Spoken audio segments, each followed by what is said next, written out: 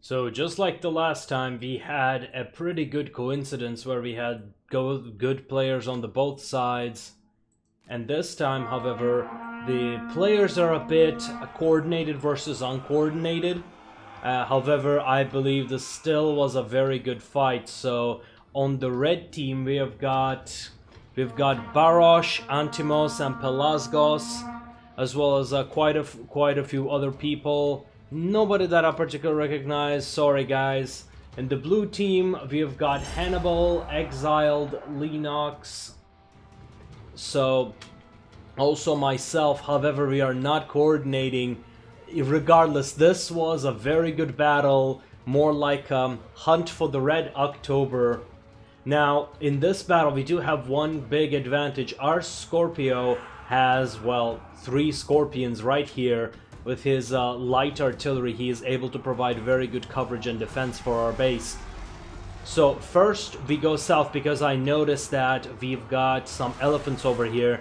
So we have to take them out really quickly. The tower situation, the red team quickly captures the tower. Naturally, per the strategy in this battle is to provide vision and the higher elevation advantage.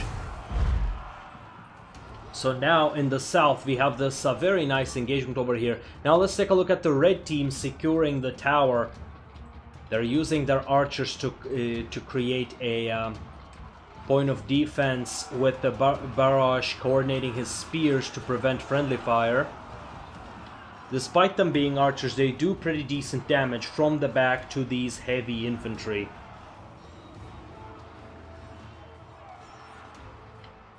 And now they're being pincered. The Praetorians over here are now blocking the exit of these Eagle cohorts, and Praetorians. Looks like this is the game over for these Eagle cohorts. These 2 are dead. The red team is securing this hill right here. Let's see, in the south, the blue team has secured the southern hill as well. So there's a bit of an exchange. Looks like it's an equivalent exchange as well. Let's see, the elephants have managed to get away thanks to the high tier elephant stampede ability, which allows them to just charge away from the enemy fire.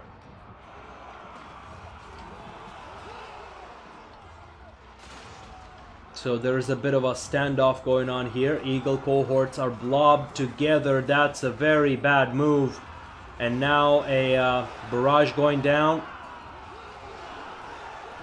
A lot of damage. These infantry are trying to stop these tier 9 infantry, but it's all for naught. What they should have done in this case is retreat back to the base, is retreat back to your allies, and await reinforcements. Try to fight what you're good against. So now, with the blue team having won the south, they are going back to their base because they know they have lost the tower, and it's only a matter of time before the enemy will try to go for the base.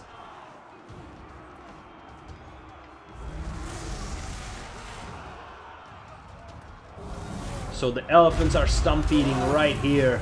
Just look at all this carnage. Just beautiful, just beautiful. So now we see an engagement going on over here. Javelins taking... Oh, a cavalry charge doing a lot of damage to these javelins. Now, here I made a very big mistake, which was I did not use my Praetorians to cover my javelins, which is the lesson I have learned here. I must always keep my heavy infantry close to my javelins to prevent things like this from occurring. In a small distance can make a big problem. Now we see these archers, because of their higher elevation, they have gained a tremendous range. Just look at this. Now we are dodging it.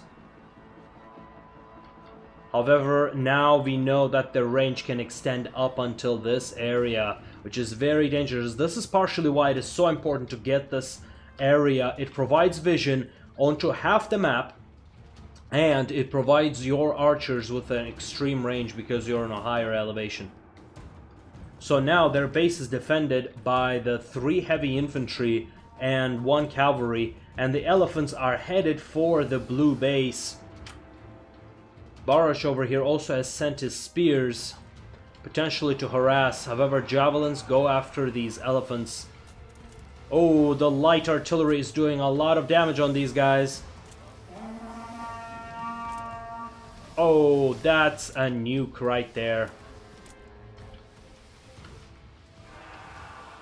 I believe we are seeing a bug over here because this elephant, yeah, I don't know what happened with this elephant. But yeah, it looks like the elephant player has disconnected.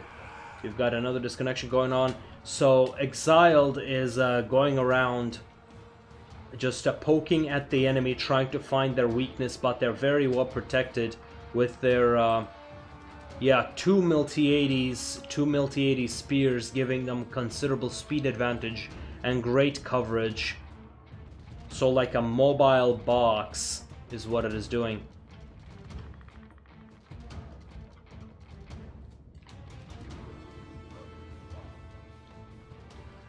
Now, this is strange. I believe this is a bug right now, because these elephants were dead when this was happening, if I remember correctly. Yeah, this elephant is dead. It looks like a bit of a bug. So were these Praetorians, but regardless, let's continue.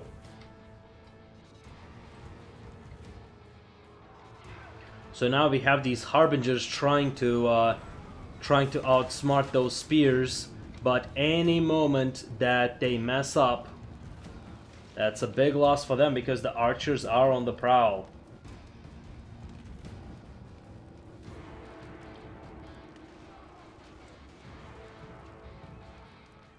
Alright. So the cavalry has realized they will not be able to outmaneuver the red team, and so they have went back to base. In the base, the Barash spears have got caught. They're now being shot at.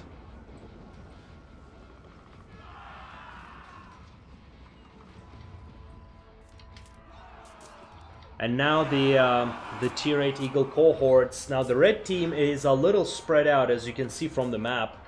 They have some units in the blue base. They're being shot at.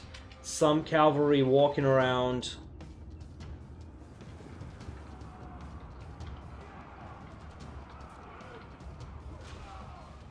This is exactly why you should not be just trying to go Rambo on people, because these things happen no matter how good of an individual player you are. You cannot fight against a huge force.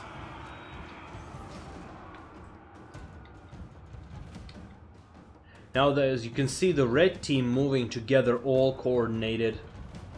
They're taking this position.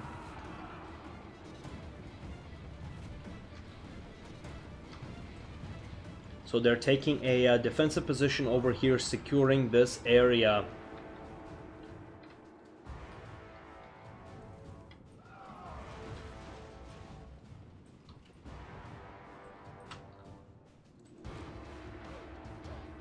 Now let's speed things up a bit. At this point, the blue team... Now, what is important here is division. In fact, let me turn on the Fog of War.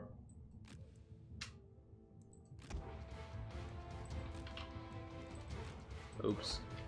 Yeah, so as you can see, the blue team is not able to see them despite being in the range. This is why coordination is so important, and I believe if the Scorpion is left as it is with its tremendous damage, the new meta is going to be with a lot of barbarian cavalry for providing vision, and main damage dealer is going to be Scorpion. Now, I don't like that. I believe this completely ruins the game. It's basically the exact same problem that the heavy artillery used to have. I feel like the way it should be changed is keep range the same, reduce the damage and the rate of fire, so that it actually becomes an anti-camping unit, preventing enemy from just sitting still. To me, it feels like they were balanced around archers, but... yeah, archers not really, and this unit as well was also was out. At this point, the balance of power was actually somewhere in the middle.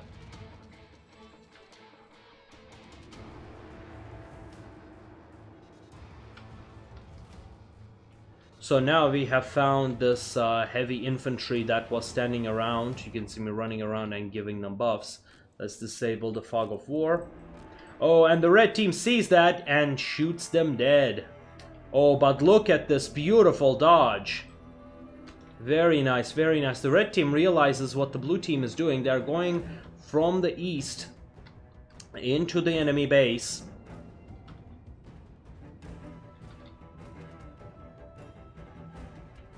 Let's take a look at the nuke over here. The tier 10 javelins are very good at it.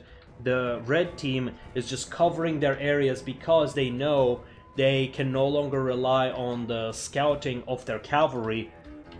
So they must take advantage of any vision they get.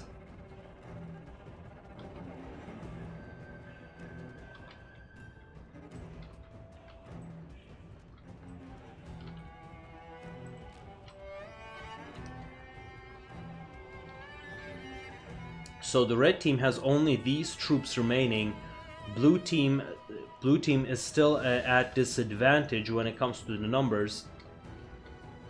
But would you look at that? The time is running out and we have a barrage going down. The Sabnite warriors do take a lot of damage. 3, 2, 1, and boom. Alright, I hope you enjoyed this one.